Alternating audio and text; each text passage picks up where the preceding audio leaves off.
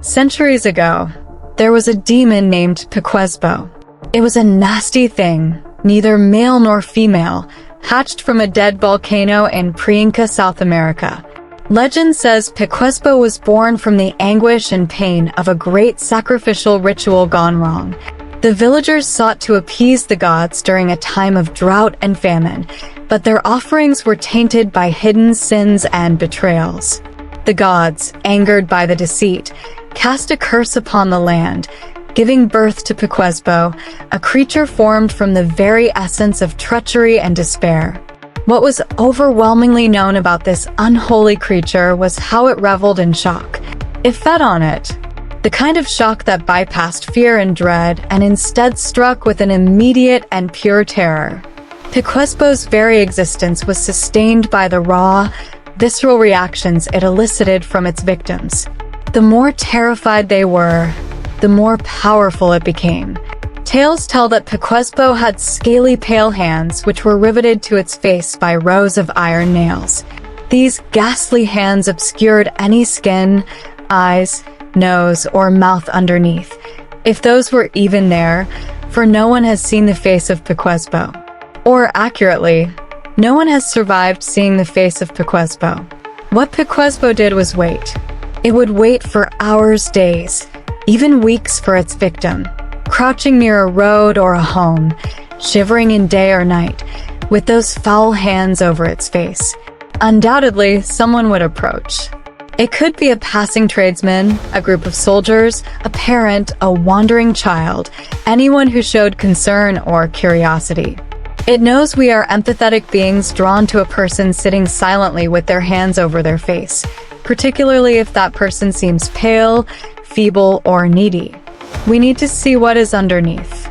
It is the face that draws us, that guides us. The face previews the soul of a thing, and Pequezbo knows this about us. When we approach, it strikes, ripping its hands from its face, popping bloodied nails from skull and skin and revealing its soul.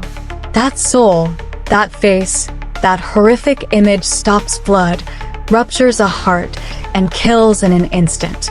For centuries, its horrors were blamed on disease and the natural course of time and of things beyond human control. An old man's heart gave out. A soldier discovered dead. A mother succumbed to illness.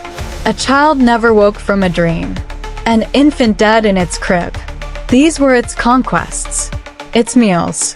One such victim was a young woman named Jimena, a healer in her village. She had heard whispers of a demon, but like many, she dismissed them as mere superstition. One fateful evening, while returning from tending to a sick child, she saw a figure crouched near the path. Instinctively, she approached, her heart filled with compassion. As she reached out, Pequezbo struck. The villagers found her the next morning, her face frozen in terror, her heart stopped.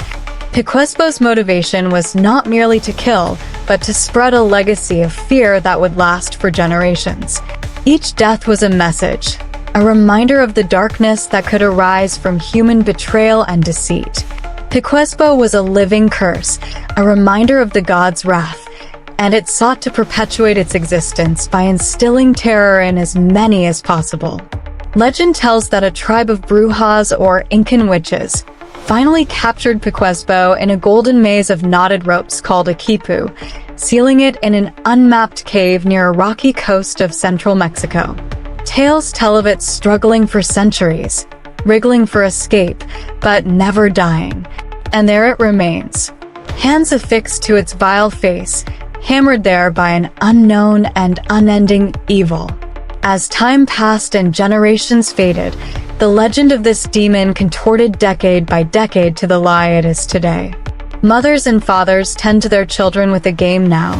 The pastime of peekaboo, popping from a hiding place, stepping from a shadow, or leaning over a crib to simply cover their face and, with a smile, reveal what is hidden underneath. Peekaboo.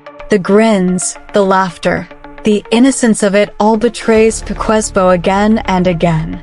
It knows.